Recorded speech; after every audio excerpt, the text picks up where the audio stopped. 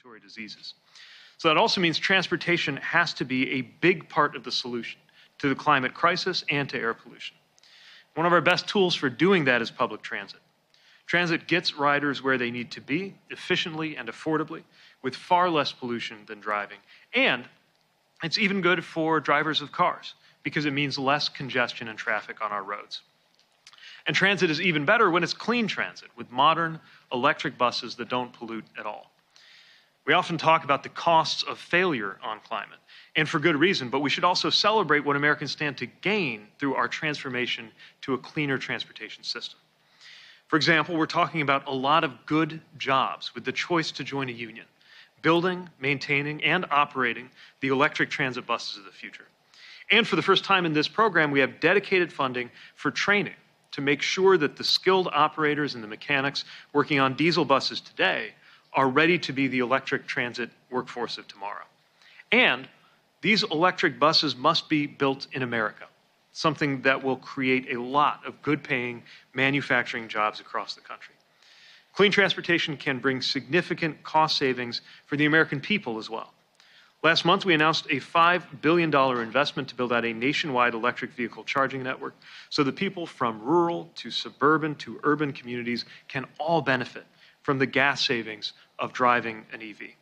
So today is about how we can deliver cleaner air, a better climate, affordable transportation, and good jobs all at once. And now it's my great pleasure to introduce an extraordinary leader helping to deliver on our clean transit goals, my colleague, Federal Transit Administrator Nuria Fernandez. Nuria? Thank you, Secretary Buttigieg. This is truly an exciting time for transit. The plans for low and no emission buses we're talking about today are going to be transformational. The air will be cleaner in communities all over the country thanks to these buses that are also going to help our nation gain energy independence. There are buses that are built in America that do not get their fuel from a global supply chain. In fact, in Champaign-Urbana, Illinois, I visited an agency that is powering their new fuel cell electric buses with hydrogen created by using solar panels.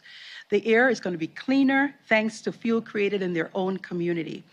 Low and no emission buses mean American energy, creating American jobs, connecting American communities.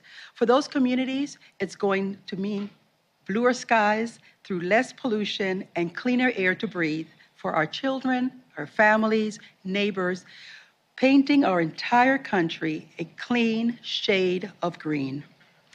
Now, I'd like to introduce EPA Administrator Michael Regan to talk a little bit more about the work his agency is doing to keep our air clean. Thank you.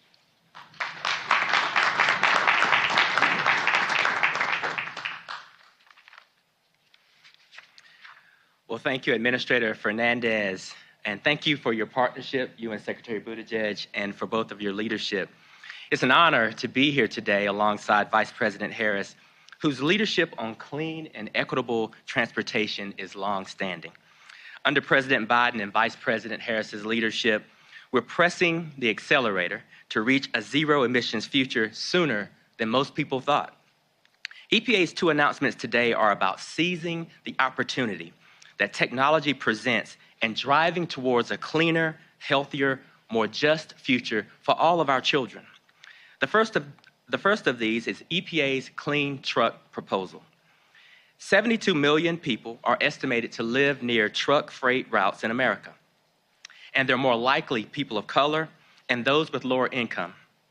Those overburdened communities are directly exposed to pollution that leads to respiratory and cardiovascular problems, among other serious and costly health effects.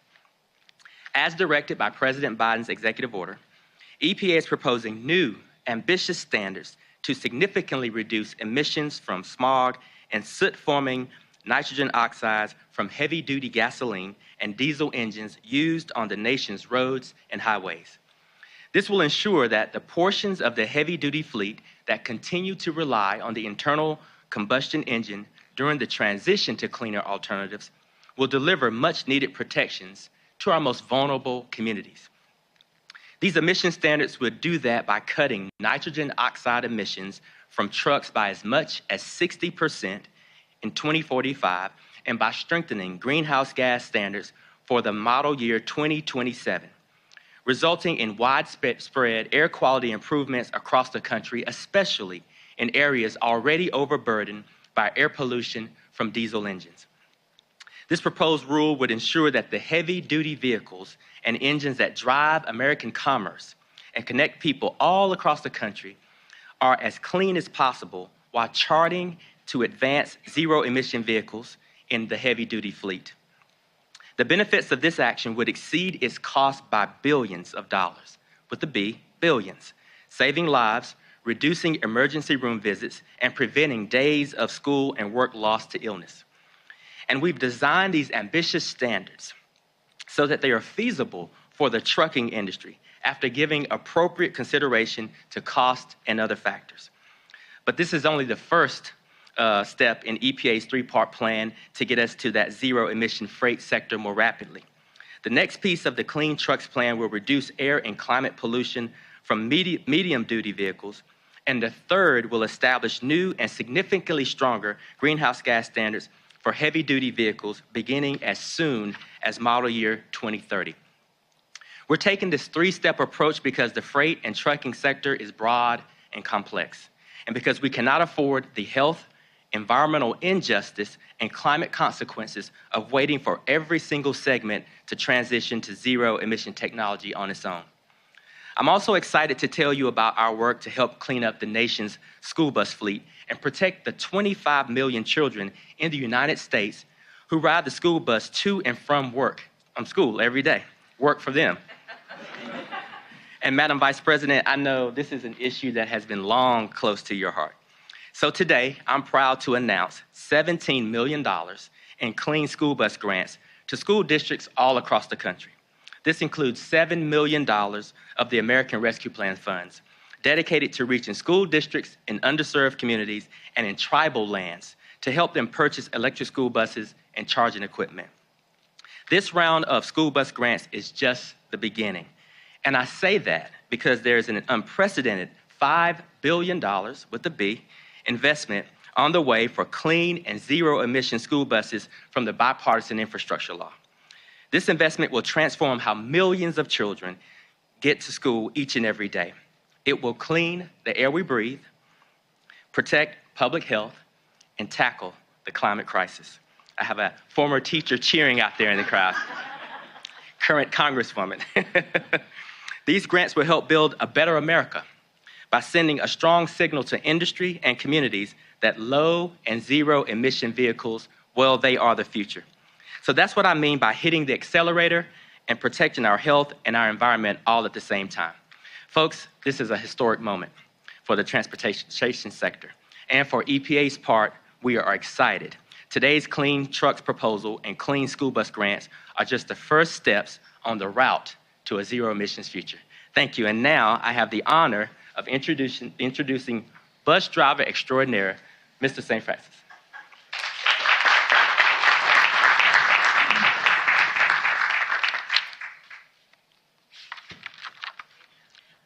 Good morning. Good morning.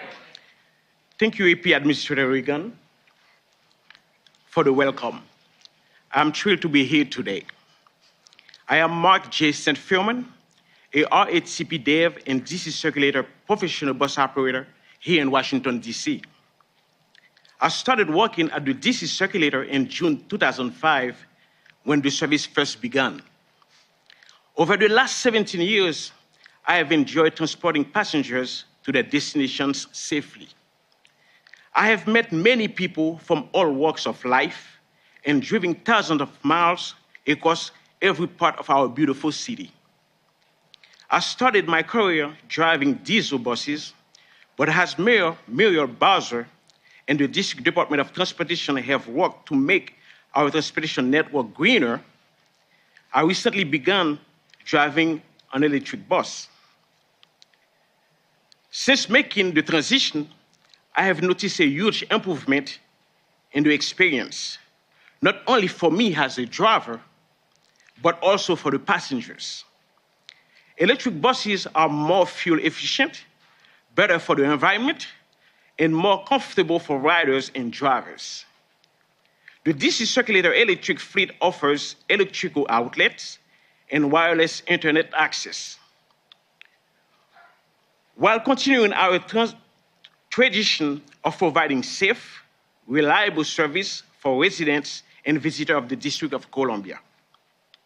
I have also heard feedback for passengers that electric buses don't trigger the asthma symptoms nearly as much. I am looking forward to having more electric buses, cars, SUVs on the road and excited to hear the announcement today. With that, it is my pleasure to introduce someone who has a champion for electric buses and clean air, the Vice President of the United States, Kamala Harris. Thank you.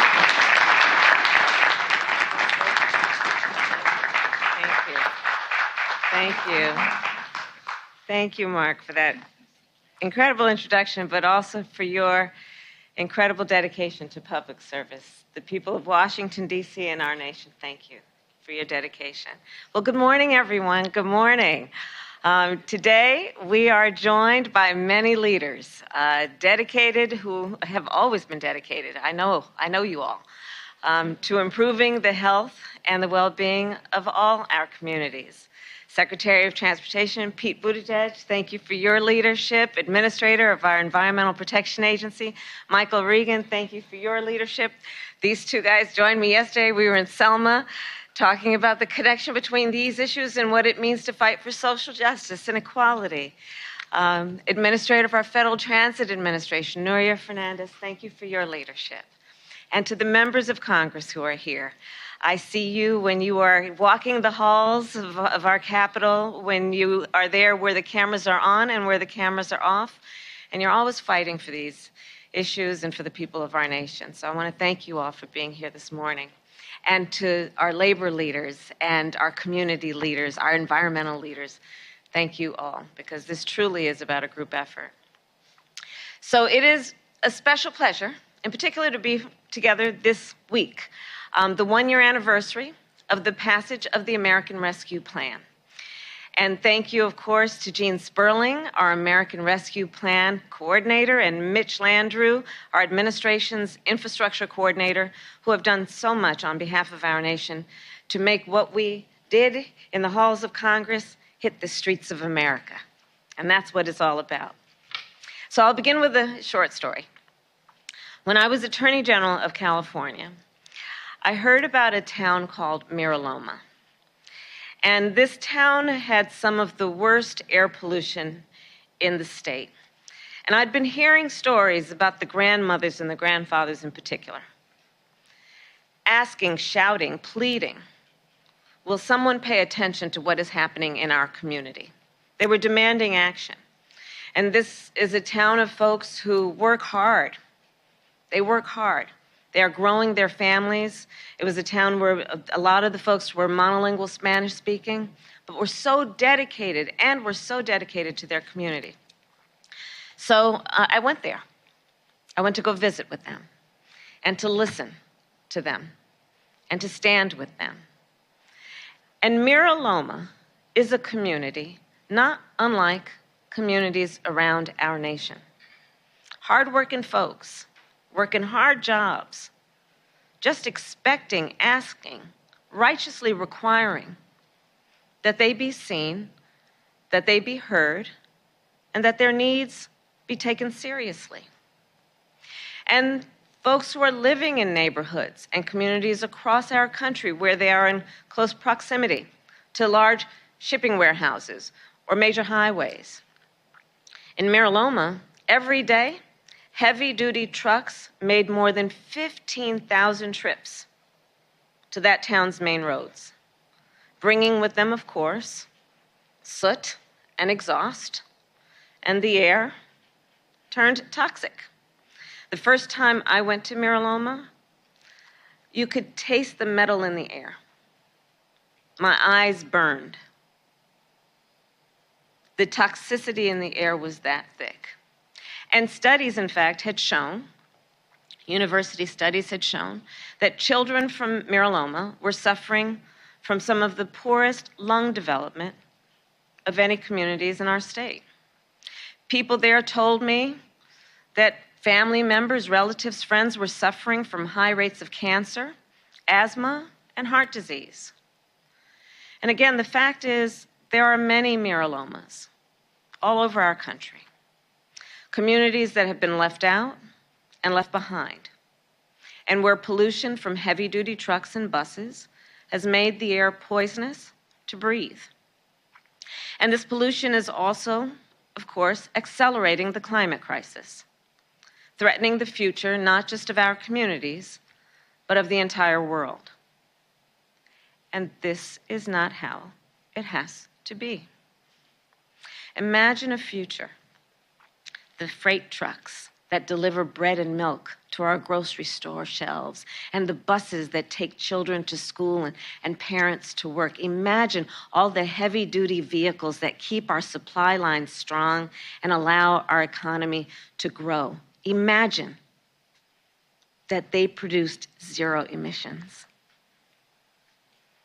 Well, you all imagined it. That's why we're here today, because we have the ability to see what can be, unburdened by what has been, and then to make the possible actually happen. So today, I am proud to announce that our administration is taking steps to build that better future by transforming our nation's fleet of buses and trucks. And that transformation will begin with public buses.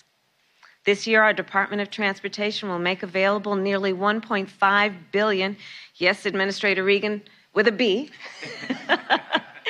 in grants to help cities and towns electrify their fleet of public buses, build infrastructure to support their fleet, and train workers to run it. These grants will make public transit more reliable and more affordable, which of course means shorter waits and more reliable commutes for folks who need to take public transit to get where they need to go. These buses will be built in America, and these grants will also be used to train drivers and mechanics to operate, maintain, and repair this new technology. This investment will create good jobs, jobs of the future. And we are not stopping there. Through our Department of Transportation today, we are also allocating $2.2 billion in funding from the American Rescue Plan, thank you, Congress, to 35 transit agencies spread across 18 states. This funding will help communities employ more transit workers and keep transit services running. In addition, as Administrator Regan shared, today our EPA is issuing a proposed rule that will significantly reduce dangerous emissions from all new heavy-duty trucks and buses. And again, as the administrator shared, we are also announcing funding for, yes, one of my favorite topics, electric school buses. Today, $17 million in grants will complement the $5 billion for clean school buses that we secured, thank you again, in the bipartisan infrastructure law. Our transportation sector has reached a turning point. We are all in the midst of a turning point. We have the technology to transition to a zero-emission fleet. Our administration, together, all of us, is working to make that possibility a reality. We can clean our air and protect the health of our children. We can connect all of our communities with affordable, accessible, and reliable public transportation. We can address the climate crisis and grow our economy at the same time. And I am here today to say, together, we all are doing just that.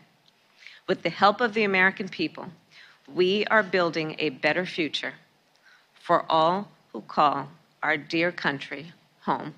Thank you all very much. Thank you. Madam Vice President, any expectations ahead of your city reviews? Patience.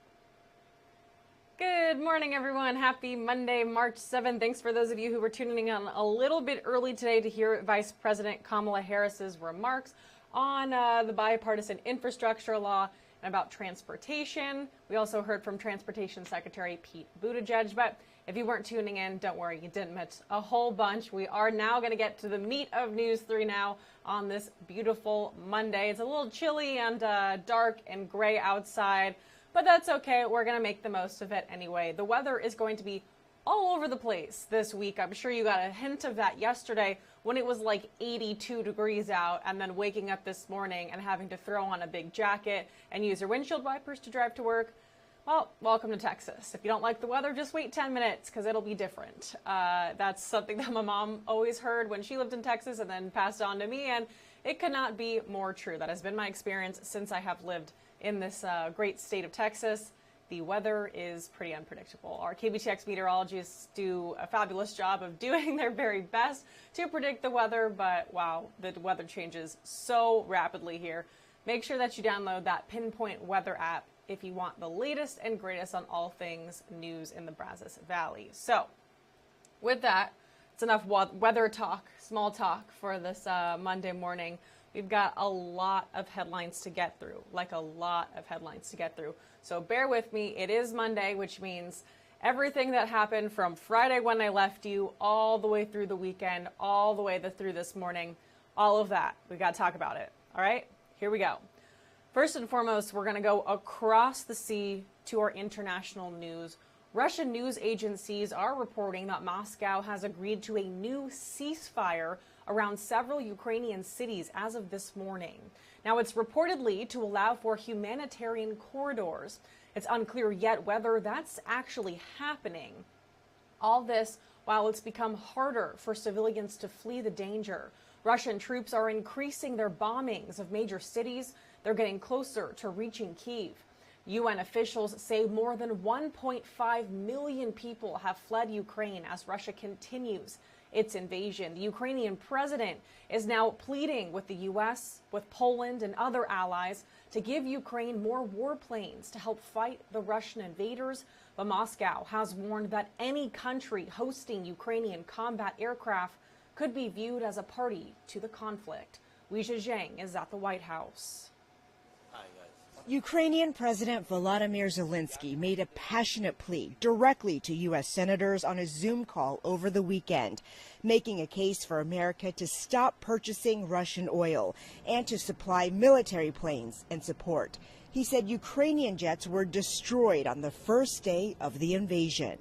We're committed to helping Ukraine defend itself. While President Biden is not budging on his refusal to back a no-fly zone, Secretary of State Antony Blinken said on Face the Nation that the administration does support Poland sending fighter jets to Ukraine. That gets a green light. In fact, we're talking with our Polish friends right now about what we might be able to do to backfill their needs if, in fact, they choose to provide these fighter jets to the Ukrainians. The White House is also reviewing options for an embargo on Russian oil. And House Speaker Nancy Pelosi wrote to colleagues Sunday that a new bill would ban the import of Russian oil and energy products, which appears to have bipartisan support in both chambers of Congress. This notion that somehow banning Russian oil would raise prices on American consumers is an admission that this guy, that this killer, that this butcher, Vladimir Putin, has leverage over us. I would absolutely support cutting off Russian oil to the United States. Meanwhile, the list of private companies cutting ties with Russia is mounting. Visa, MasterCard, and American Express are boycotting business there. TikTok is blocking users on its platform in Russia, and Netflix announced it has suspended service. Tensions continued to escalate Saturday after the State Department urged Americans to depart Russia immediately. The warning came on the same day that Russian officials announced they had detained Olympic gold medalist and WNBA star Brittany Griner last month. The 31-year-old, accused of having vape cartridges with hashish oil in her luggage, remains in Russian custody. Greiner had been playing overseas in Russia this winter. Asked about her case, Secretary Blinken said more broadly that there is a team there working to get all Americans who are detained in Russia as much help as they can. He added that the U.S. had advised its citizens not to travel to Russia and once again urged them to get out if they can. Weijia Jiang, CBS News, the White House.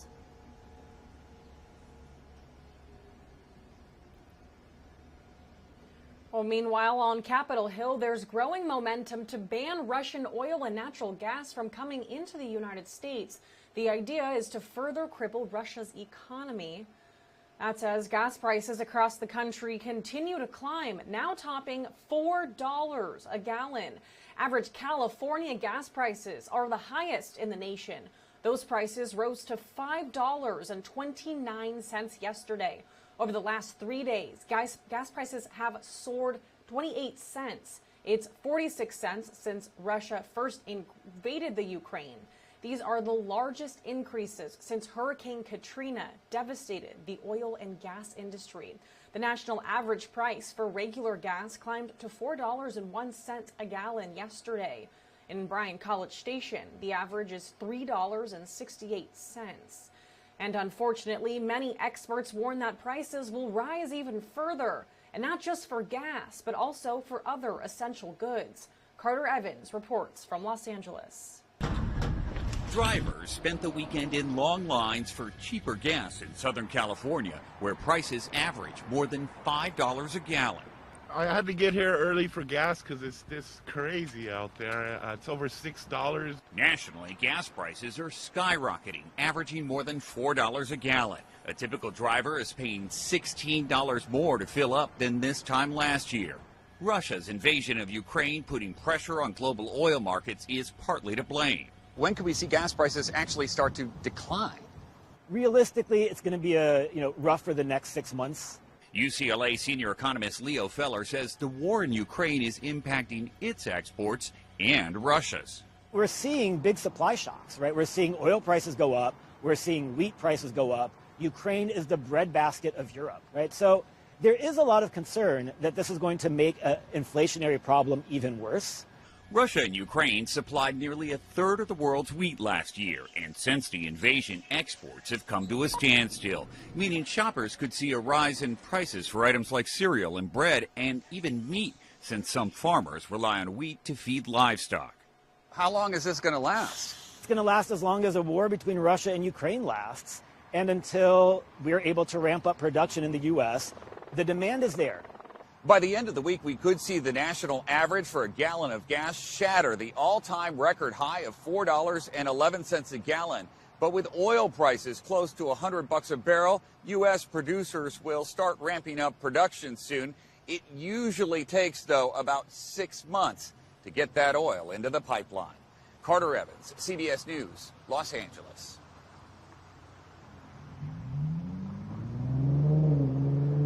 Crazy, crazy, craziness. California's average $5.34 for a gallon of gas. That's the highest in the nation, according to AAA, and Missouri currently has the lowest at $3.62 per gallon. If you filled up your tank like I did this weekend, what did you pay for gas? I paid more than that average. I believe they said Bryan College Station, the average is about $3.68. Now that I know that, I'm kicking myself because I paid a little bit more than that.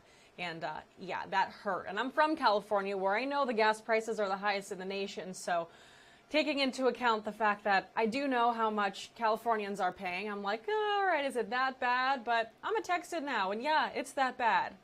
Well, hey, continuing on the Russia-Ukraine crisis, WNBA All-Star and Houston native Brittany Griner is in custody in Russia. According to a Russian news agency, Griner was arrested at Moscow airport in February. Customs agents allegedly found vapes with liquid cannabis or hash oil in Griner's carry-on luggage, which is an illegal substance in Russia. The U.S. State Department says it's ready to provide all appropriate consular services. Now, there's been no comment yet from Griner's team. Some credit card companies are suspending all transactions and other operations in Russia. Visa, MasterCard, and American Express all announced this over the weekend. MasterCard says its cards issued by Russian banks will no longer be supported by their network. Not only will Russian-issued Visa cards be inoperable like MasterCard, they also won't work at ATMs. Plus, Visa cards from outside the country won't work within the Russian Federation. Globally issued American Express cards will no longer work in Russia, and cards issued in Russia won't work outside of that country. American Express also said it's ending its business operations in Belarus. TikTok says it is restricting some of its features in Russia. This is in light of Putin's new law penalizing what he calls fake news. Live streaming and new content from Russia will be suspended for the time being. Under a new law, anyone that spreads what Russia deems misinformation about its military could be subject to a 15-year prison sentence. Simply using the words war and invasion could be a crime. TikTok says its in-app messaging service will continue to work in Russia. Netflix will also stop selling and providing its streaming video service in Russia. This move will impact about 1 million Netflix subscribers in the country. Netflix hasn't specified what would happen to existing subscriber accounts in Russia or when or if service might return there. All right, this is a pretty cool story that I read about over the weekend, and if you haven't heard about it yet, check it out. A Ukrainian-owned bakery right here in Texas took a stance against the war by donating a whole weekend's worth of their sales to Ukraine. Thousands of people in San Antonio stood in line, which wrapped around several blocks, to enter Leica Cheesecakes and Espresso, where every dollar they spent went to the victims of the Russian invasion. In just 3 days, from February 25th to 27th, Ukrainian business owner Anna Anfasieva raised more than $72,000 for her country with the help of her Slovakian business partner, Viktor Krizma. How awesome. I love this. All right, well, I wanted to throw in one feel-good story before we continued with our headlines. Students at Olathe East High School in Kansas are returning to class today. Their campus was the scene of a school shooting on Friday. The high school principal and school resource officer were both shot by a student who played on the school's football team. Now, they've both been released from the hospital. The suspect, Jalen Elmore, was also shot and taken into custody. He's now charged with attempted capital murder. He's still in the hospital. Bryan police are investigating a deadly shooting that happened over the weekend in the area of Highway 21 and Marino Road. Police say patrol officers in the area heard multiple gunshots. They went to the scene and found someone had been shot. They reportedly tried to save that person, but that person died. Authorities tell us this does not appear to be a random shooting, and no arrests have been made yet.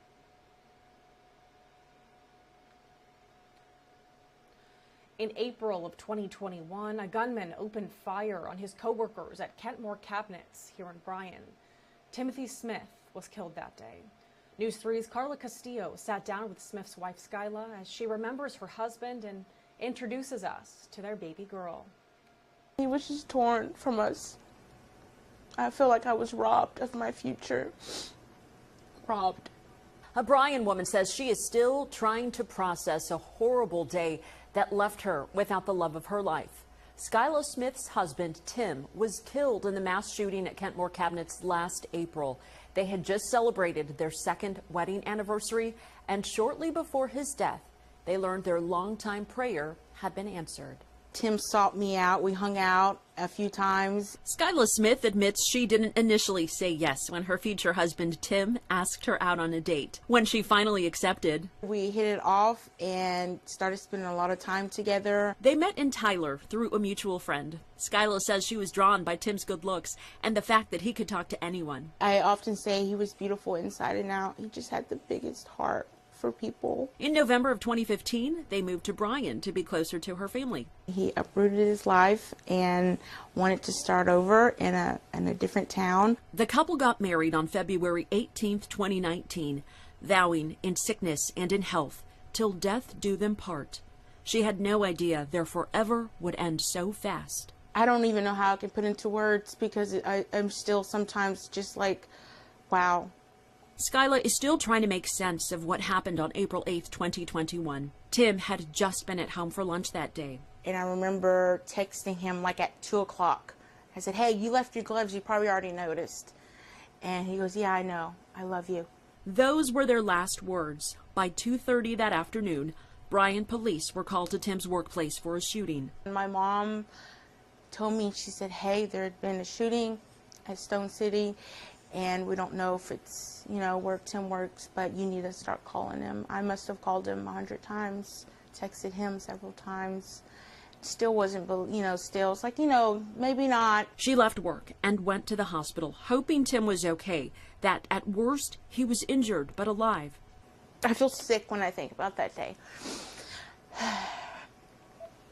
Not being able to really know what happened, and then being told that that was, you know, I had already seen on the news app that one person had died, and I was just like, okay, he's not answering the phone. What's going on? Maybe they're not letting anyone, you know, speak, and just to find out. You would think like your worst nightmare is to lose someone, period, but to lose someone to gun violence, for them to be just torn away from you, for their life to be cut short,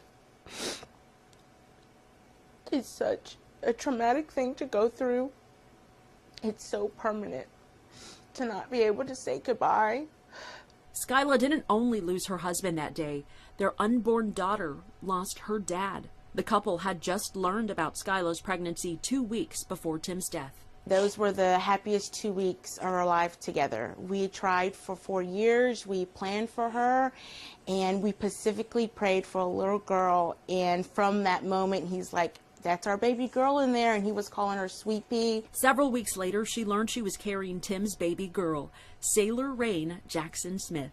I was so much in shock. I just broke down and started crying because I was very thankful. Skyla says the emotions can be overwhelming, grief over her loss, but joy with this new precious addition. So she takes it day by day. A lot of the milestones that I've experienced through pregnancy have been, you know, with joy, but with great sorrow behind them, and just learning to just process those and to cope with that in order to be a good mom for her. Tim may be gone, but he will not be forgotten. There are signs of him throughout the home. These pillows and a teddy bear are covered in shirts he used to wear. This is actually one of his favorite shirts, and it has a patch on there, just something that came to my heart, that God put in my heart, and the matching little teddy bear with some slacks that says Love Daddy. This quilt made from his shirts is another way for Sailor to wrap herself in Daddy's love.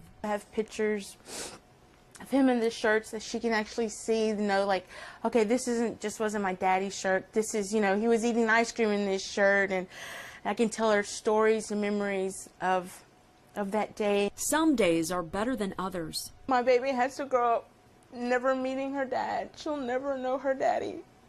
She will just know memories and see photos. She will never feel the love of her father. She will never feel his skin, and it breaks my heart.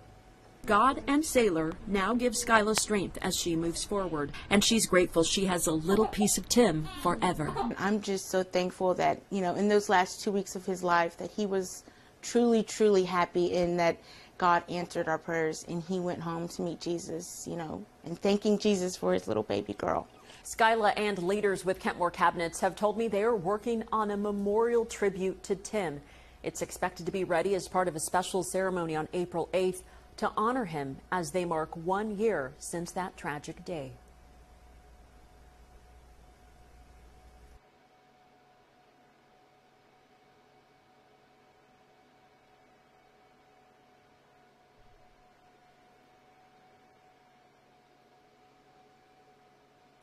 Governor Abbott today announced the adoption of new Texas Administrative Code rules by the Office of the Governor's Public Safety Office, PSO, to prevent municipalities from defunding their police forces. These new pro-law enforcement requirements established by House Bill 1900 during the 87th legislature were signed into law by the governor in June of last year. The governor made preventing cities from defunding police an emergency item during the regular session of that legislature.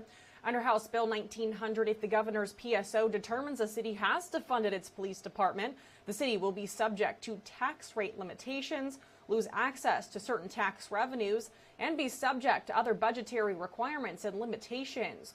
When the city demonstrates it has reversed the reductions, PSO may reverse its defunding determination, and the city will no longer be subject to those limitations, reductions, and requirements unless it defunds its police once again. A quote from Governor Abbott says that Texas remains a law and order state, and we continue to make it abundantly clear that we support our law enforcement officers who put their lives on the line every day to keep communities safe. He goes on to say, my office's adoption of these new rules will prevent cities from making reckless and downright dangerous decisions to defund the police, ensuring a safer future for Texans all across the Lone Star State. These new rules will be published in the Texas Register later this month. 7 people, including 2 children, died in tornadoes that hit near Des Moines, Iowa this weekend. Officials say those 2 kids were under the age of 5. The National Weather Service says an initial estimate shows it was an EF3 tornado. That means it had wind speeds of at least 136 miles per hour.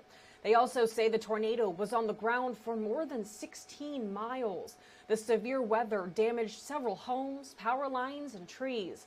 The Iowa governor issued a disaster proclamation.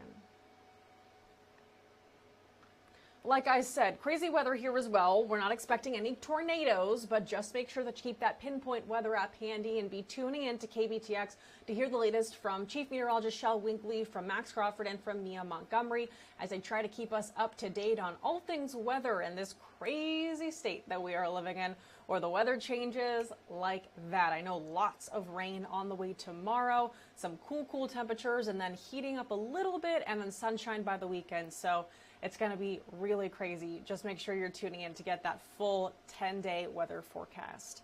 Well, hey, something big happening tomorrow right here in College Station. Democratic nominee for governor Beto O'Rourke will be in College Station. This is for his People of Texas campaign. He's going to be hosting a town hall at 12:30 tomorrow afternoon at West Church Market in College Station. The event is open to the public if you'd like to attend.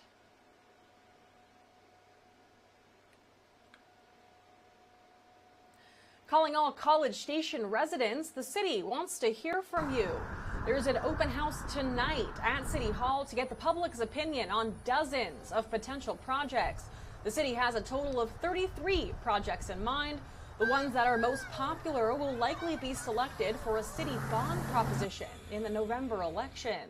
Staff says the projects fall into 3 main categories: parks, streets and roadways, and facility projects. These could be expansions or improvements or really something completely new. There will be a poster for each one of the projects giving a brief outline of what the project scope is, what the history of the project is, how it relates to the city's comprehensive plan, a timeline, and a cost estimate. Tonight's meeting will be held in the City Council's chambers from 6 to 8:30 p.m. President Biden is upping his Buy American rule to boost domestic manufacturing. The rule will now require any products purchased with taxpayer money to be made with at least 75% U.S. materials. That's up from the current requirement of 55%. So we're creating a new price preference. What this means is that if we're identifying some product that is so critical to our national security, health, or resilience, that we're going to create rules that allow us to pay a little more for them if they're made in America. Well, it's unknown how many businesses and products will be affected by this new rule, but companies will have time to adjust their supply chains. The requirement will be implemented relatively slowly.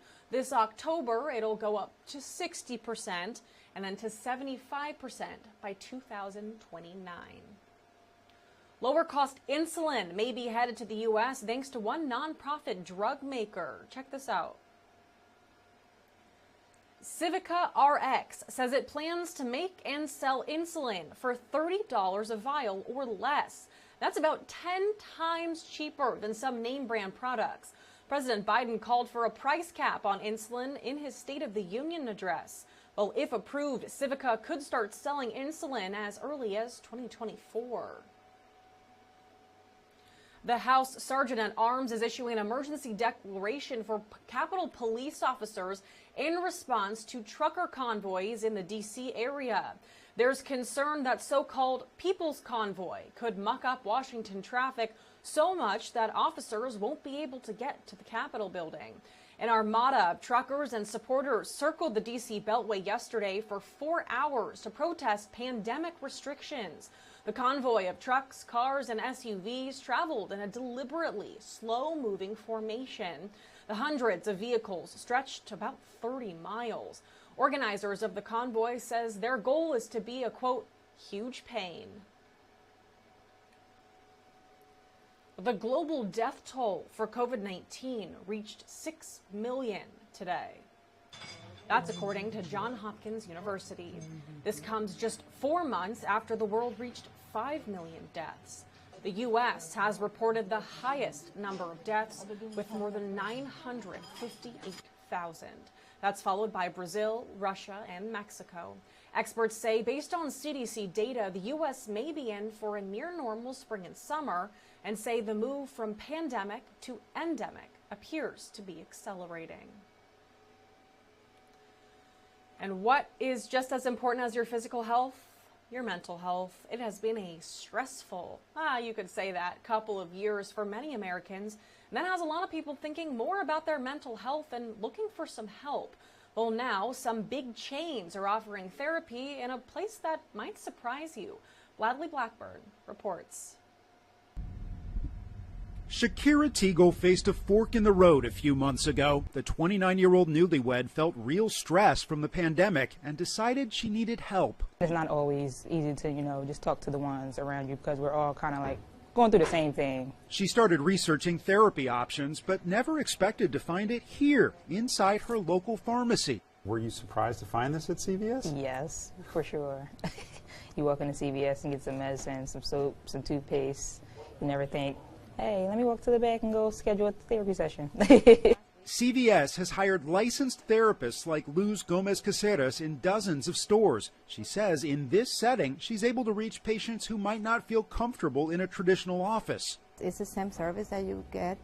The difference is that it feels very casual because you're coming through the store. 4 in 10 Americans report symptoms of anxiety or depression, up 30% from before the pandemic. Now more than ever, therapy is in demand. Online therapy has boomed. And like CVS, Walmart, Rite Aid, and Walgreens are all piloting mental health services in stores. CVS says these clinics make mental health care much more accessible. Patients can just walk in and wait for an appointment, and stores have expanded hours to nights and weekends. Teagle says she had trouble making an appointment elsewhere. Coming here, I've learned ways to kind of, talk myself through situations and talk things out. Finding the right person to talk to in a convenient place could make all the difference. Bradley Blackburn, CBS News, Plymouth Meeting, Pennsylvania.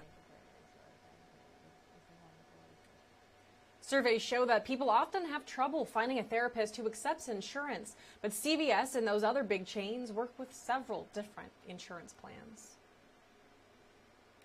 A suspect is still on the loose after a security scare at Joint Base Andrews last night. Authorities say 2 people, at least one of them armed, drove through a security checkpoint not long after VP Kamala Harris had arrived on the base. Barriers were deployed to stop the vehicle. The 2 intruders got out and ran away. Authorities caught one person with a weapon. They're still searching for the other. The motive behind the incident was not immediately clear. Well, Vice President Harris was returning to the base after a trip to Selma, Alabama, to mark the 57th anniversary of Bloody Sunday. She joined the ceremonial march across the Edmund Pettus Bridge to recognize a key moment in civil rights history. The Vice President said the fight for voting rights inspires the need for legislation like the Freedom to Vote Act right now. It was a chilly Sunday morning 57 years ago, when 600 brave individuals set out from Selma. They were marching for the most fundamental right of American citizenship, the right to vote.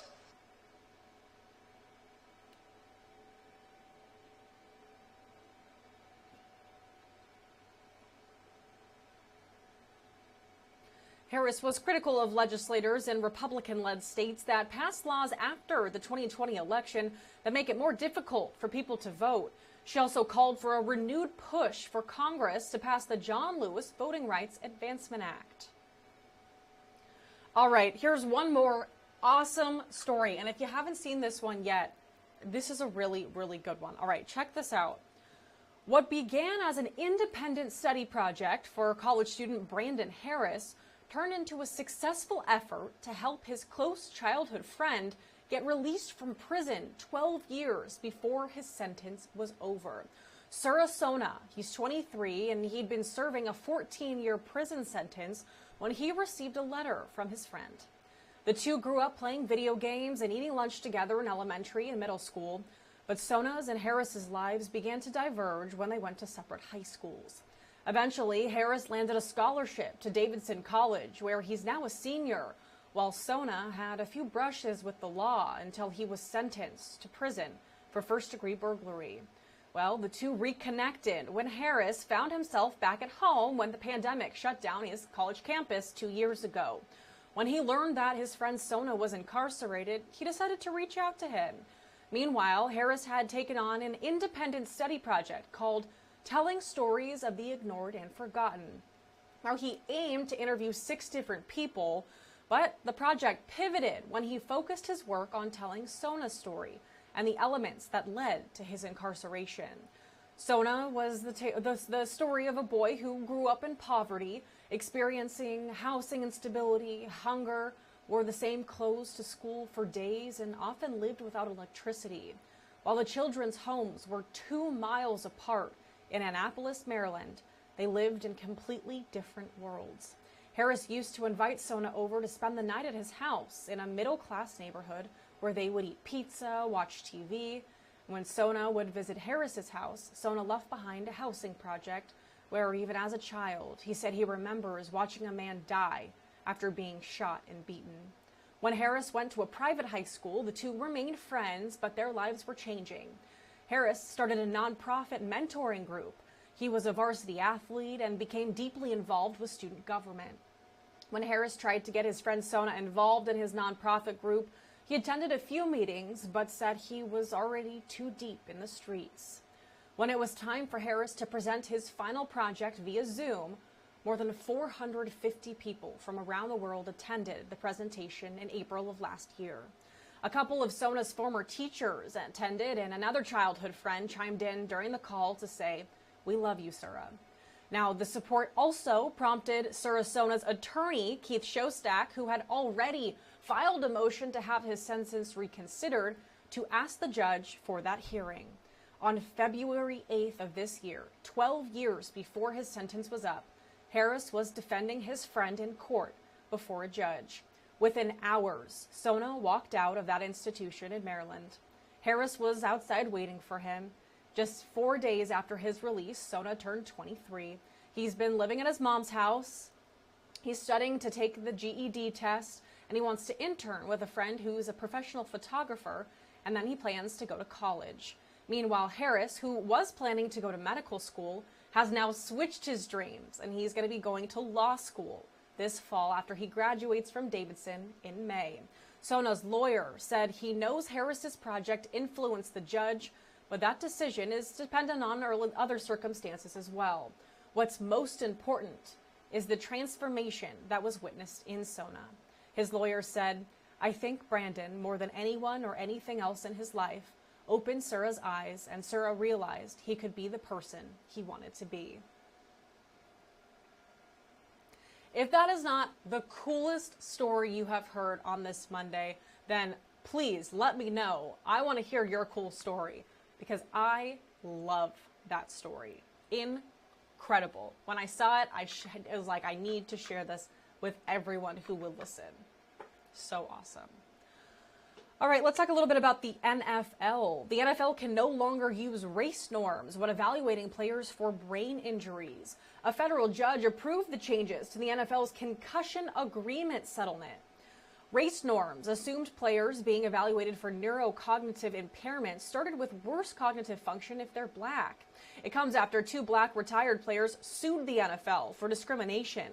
The players said the NFL race-corrected their neurological exams, which kept them from being compensated. The changes will allow retired black players who were denied payments for dementia to have prior tests rescored or to file some new claims. And switching over to the Major League Baseball, there will be no spring training for the MLB, at least for the next 2 weeks or so. The league made the announcement after it failed to reach an agreement with the Players Union on Friday. Last week, all spring training games through today were canceled, as well as the first 2 series of the regular season. Opening day was supposed to be on March 31st, but with the new announcement, the earliest spring training games would start March 18th. Locked out MLB players are starting a $1 million fund to support workers impacted by the canceled games. The head of the Players Union says the fund is supposed to help people whose livelihoods have been disregarded by the owners in their efforts to pressure players into accepting an unfair deal. If you are a social drinker, listen up, this is for you. Just 1 beer or 1 glass of wine a day may cause the brain to actually shrink as you get older. A new study found on average people at age 50 who drank a pint of beer or a 6-ounce glass of wine every day actually aged their brains by 2 years. The study reports that those who drank 4 times that amount each day had brain shrinkage equivalent to a decade of aging. The study contradicts previous research that showed moderate amounts of alcohol actually offered health benefits. One reviewer says that the article is not definitive, but it does identify areas for future research. So if you love to have a glass of wine every single day, maybe just something to consider. Well, hey, let me tell you about something really cool that's happening. Canines for Cops was founded in 2011, and we are not states.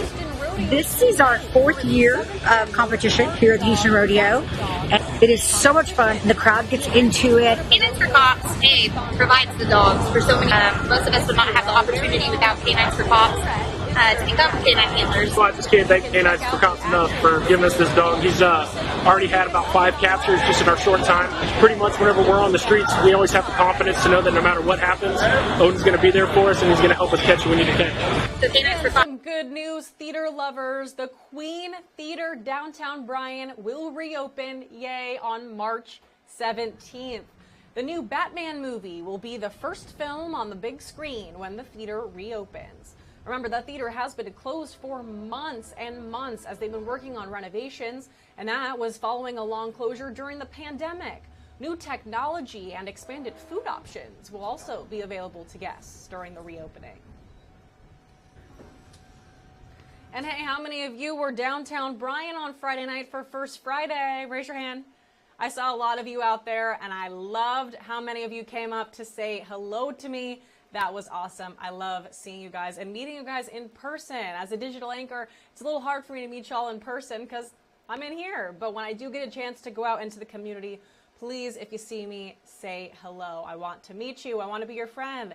But anyway, this is awesome. The city of Bryan now officially a Texas music-friendly community. The city is just the 31st community to receive this title across the Lone Star State. A free concert was held at the Grand Stafford Theater during First Friday to celebrate. Oh my gosh, I absolutely love it. You can tell it's such a vibrant city. It's such a music-focused city. Everybody I've dealt with from the very beginning, the beginning steps of the certification have been, you can just tell that music is in the DNA of Bryan. And walking around outside during First Friday, I mean, it's just vibrant and exciting, and all the families out and about, and I think it's fantastic. With this proclamation, Bryan joins a network of Texas communities putting an emphasis on attracting and developing the music industry. So awesome.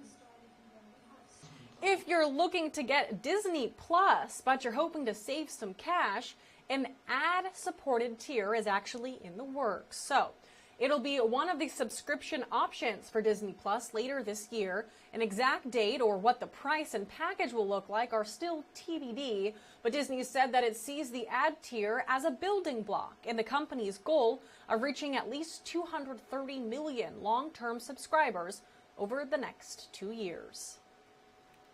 All right, for any folks that are out there, News 3 Nowers, I need your input.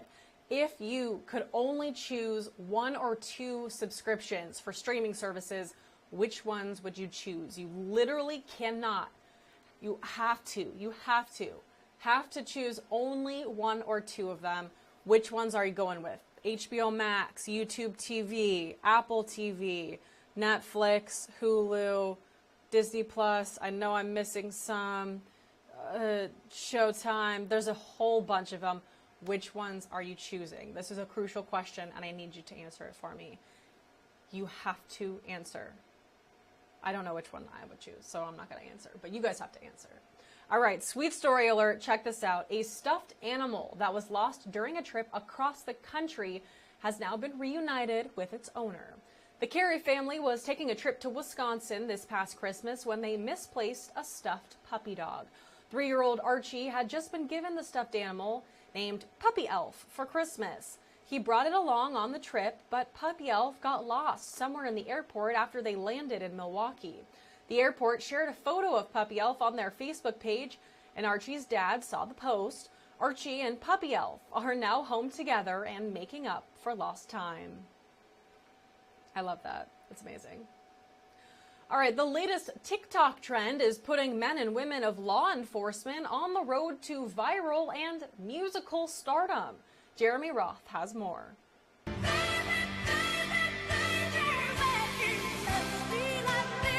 Watch these police officers lip sync Celine Dion and your heart will go on.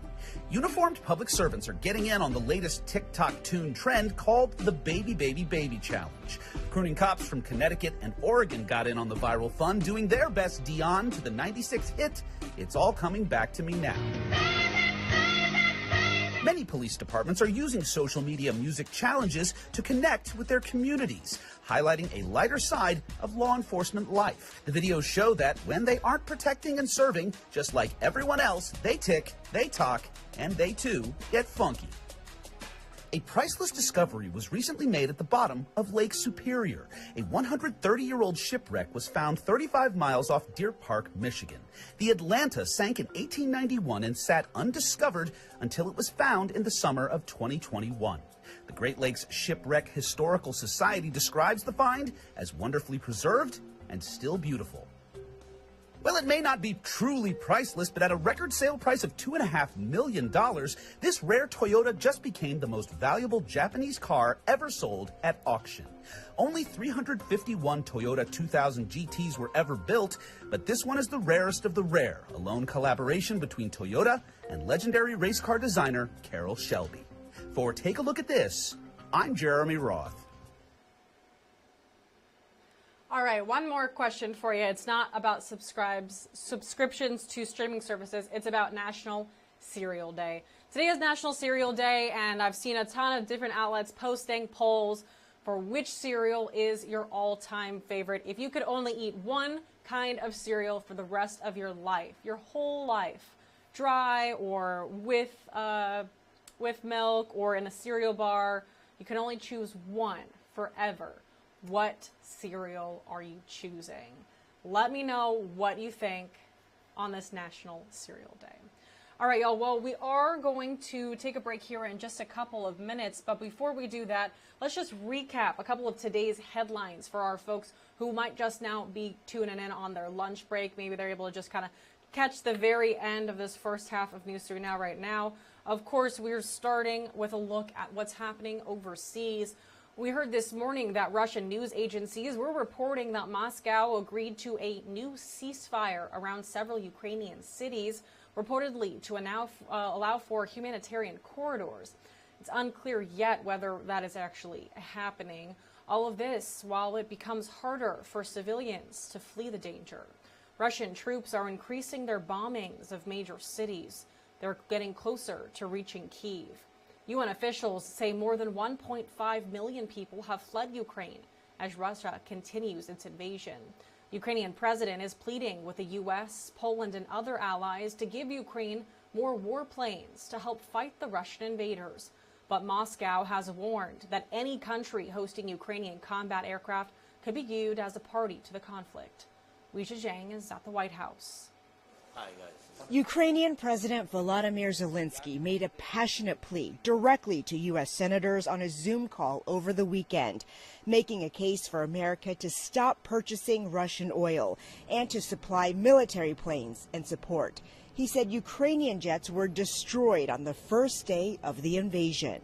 We're committed to helping Ukraine defend itself. While President Biden is not budging on his refusal to back a no-fly zone, Secretary of State Antony Blinken said on Face the Nation that the administration does support Poland sending fighter jets to Ukraine. That gets a green light. In fact, we're talking with our Polish friends right now about what we might be able to do to backfill their needs if, in fact, they choose to provide these fighter jets to the Ukrainians. The White House is also reviewing options for an embargo on Russian oil. And House Speaker Nancy Pelosi wrote to colleagues Sunday that a new bill would ban the import of Russian oil and energy products, which appears to have bipartisan support in both chambers of Congress. This notion that somehow banning Russian oil would raise prices on American consumers is an admission that this guy, that this killer, that this butcher, Vladimir Putin, has leverage over us. I would absolutely support cutting off Russian oil to the United States. Meanwhile, the list of private companies cutting ties with Russia is mounting. Visa, MasterCard, and American Express are boycotting business there. TikTok is blocking users on its platform in Russia, and Netflix announced it has suspended service. Tensions continued to escalate Saturday after the State Department urged Americans to depart Russia immediately. The warning came on the same day that Russian officials announced they had detained Olympic gold medalist and WNBA star Brittany Griner last month. The 31-year-old, accused of having vape cartridges with hashish oil in her luggage, remains in Russian custody. Griner had been playing overseas in Russia this winter. Asked about her case, Secretary Blinken said more broadly that there is a team there working to get all Americans who are detained in Russia as much help as they can. He added that the U.S. had advised its citizens not to travel to Russia and once again urged them to get out if they can. Weijia Zhang, CBS News, the White House. Now we know that meanwhile on Capitol Hill, there's growing momentum to ban Russian oil and natural gas from coming into the U.S. The idea is to further cripple Russia's economy. That, of course, comes as gas prices across the country continue to climb, now topping $4 a gallon. Average California gas prices are the highest in the nation. Those prices rose to $5.34 yesterday. Over the last 3 days, gas prices have soared more than 28 cents. It's up 46 cents since Russia first invaded Ukraine. These are some of the largest increases we've seen since Hurricane Katrina devastated the oil and gas industry. The national average price for regular gasoline climbed to $4.01 per gallon yesterday. Here in Bryan College Station, it's $3.68. And unfortunately, many experts warn that prices will rise even further, and not just for gas, but also for other essential goods. Carter Evans reports from Los Angeles. Drivers spent the weekend in long lines for cheaper gas in Southern California, where prices average more than $5 a gallon. I had to get here early for gas because it's this crazy out there. It's over $6. Nationally, gas prices are skyrocketing, averaging more than $4 a gallon. A typical driver is paying $16 more to fill up than this time last year. Russia's invasion of Ukraine putting pressure on global oil markets is partly to blame. When could we see gas prices actually start to decline? Realistically, it's going to be rough for the next 6 months. UCLA senior economist Leo Feller says the war in Ukraine is impacting its exports and Russia's. We're seeing big supply shocks, right? We're seeing oil prices go up. We're seeing wheat prices go up. Ukraine is the breadbasket of Europe, right? So there is a lot of concern that this is going to make an inflationary problem even worse. Russia and Ukraine supplied nearly a third of the world's wheat last year, and since the invasion, exports have come to a standstill, meaning shoppers could see a rise in prices for items like cereal and bread and even meat, since some farmers rely on wheat to feed livestock. How long is this going to last? It's going to last as long as a war between Russia and Ukraine lasts, and until we're able to ramp up production in the U.S. The demand is there. By the end of the week, we could see the national average for a gallon of gas shatter the all-time record high of $4.11 a gallon. But with oil prices close to $100 a barrel, U.S. producers will start ramping up production soon.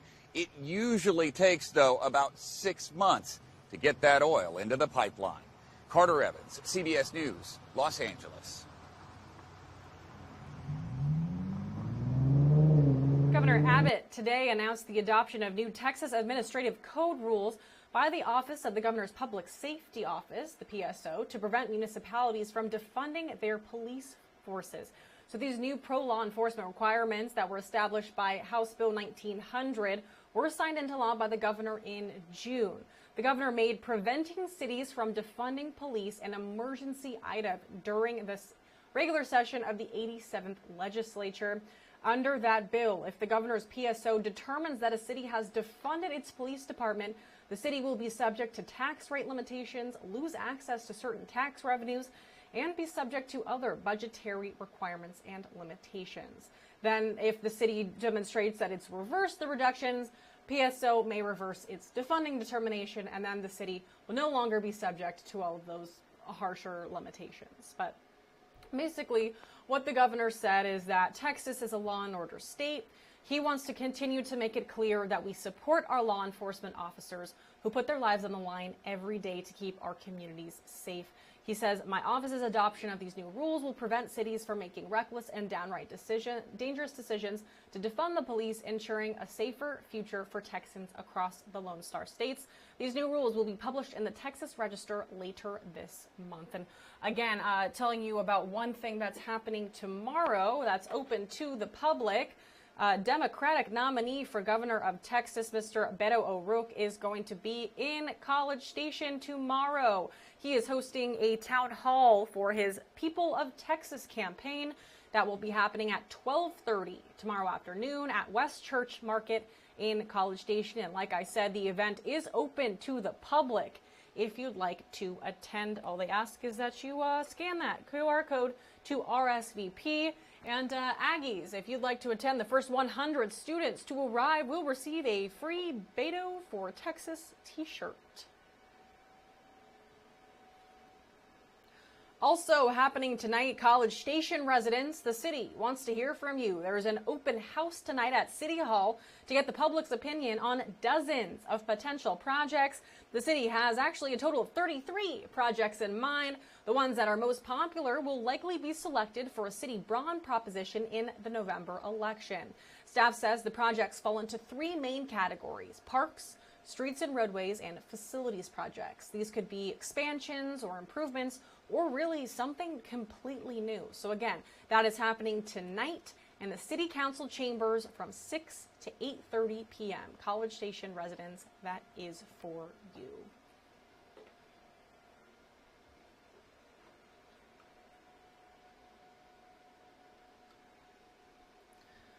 All right. Well, as we continue with News 3 Now today, and we continue telling you about some cool stuff happening the rest of the week, I'll tell you about something if you happen to be going to the Houston Rodeo tonight, or if you're interested in making your way down there, or if you can't make it all the way down there, but you still want to watch, you'll be able to watch it online. Our very own Rusty Surrett is going to be emceeing the Canines for Cops event happening tonight at the Houston Rodeo for for First Responders Day. I believe it is at the Houston Rodeo tonight. I'm going to have to check on our website for timing. I think it might start at 6:30, but let's just confirm. All right, here we go. How you can watch the Hard Dog Fast Dog competition Monday night at the Houston Rodeo. All right, you can catch it in person or online. Battle of police canines for the best combination of speed and fierce takedowns. The 7th annual year. Rusty. Okay, yes, it does. The event begins at 6:30 p.m. at the main cattle arena at NRG Center, and admission is included with your ticket to the rodeo.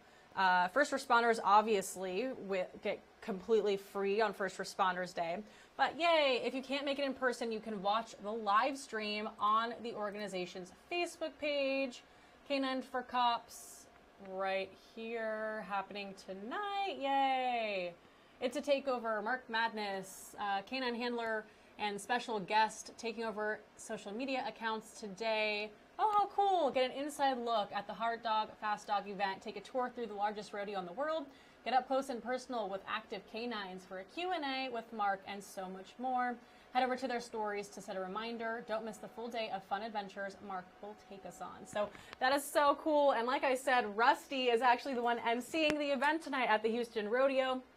So if you don't see him here on KBTX tonight and you're like, where's Rusty? Yeah, he's at the Canines for Cops event at the Houston Rodeo tonight. And that event begins at 6:30. You can watch the live stream on the organization's Facebook page. We have that direct link up at kbtx.com. How cool. Oh, I'm very excited about that. If you have been to the Houston Rodeo, whether it was this year or just in the past, let me know how you liked it. I am going to be headed down there on Saturday, and I'm very excited. It's my first ever big rodeo experience. I went to the Brazos Valley Fair and Rodeo this fall, and I had a great time. So I'm very excited to experience it on a much, much, much larger scale.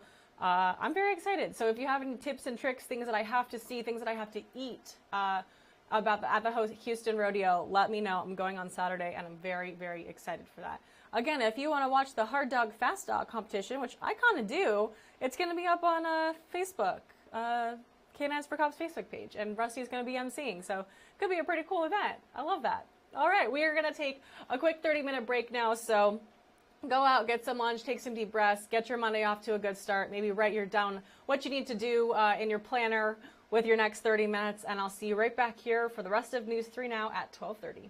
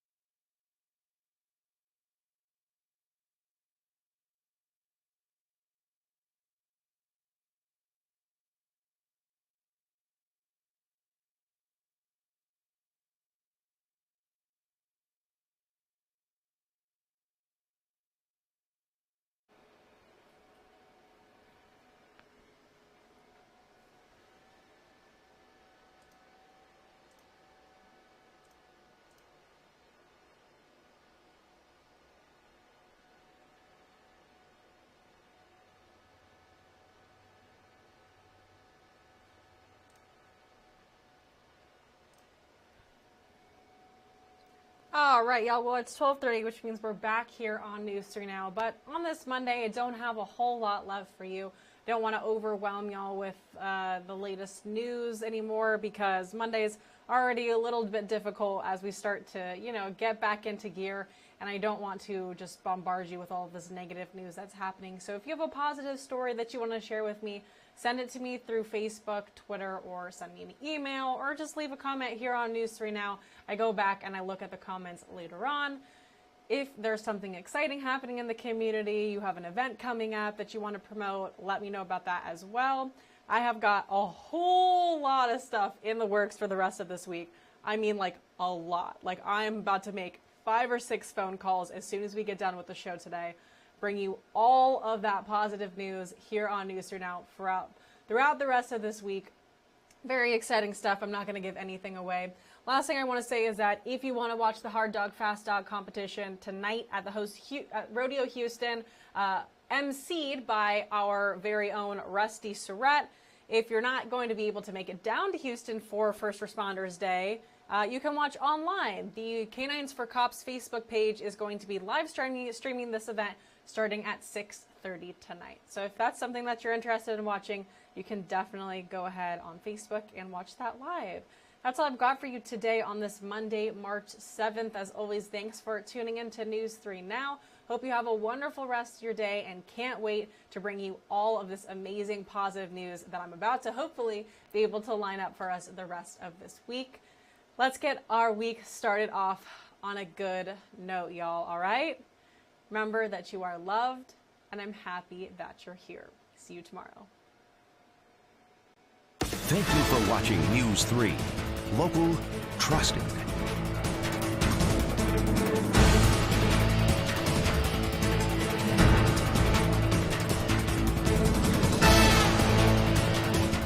Thank you for watching News 3. Local, trusted.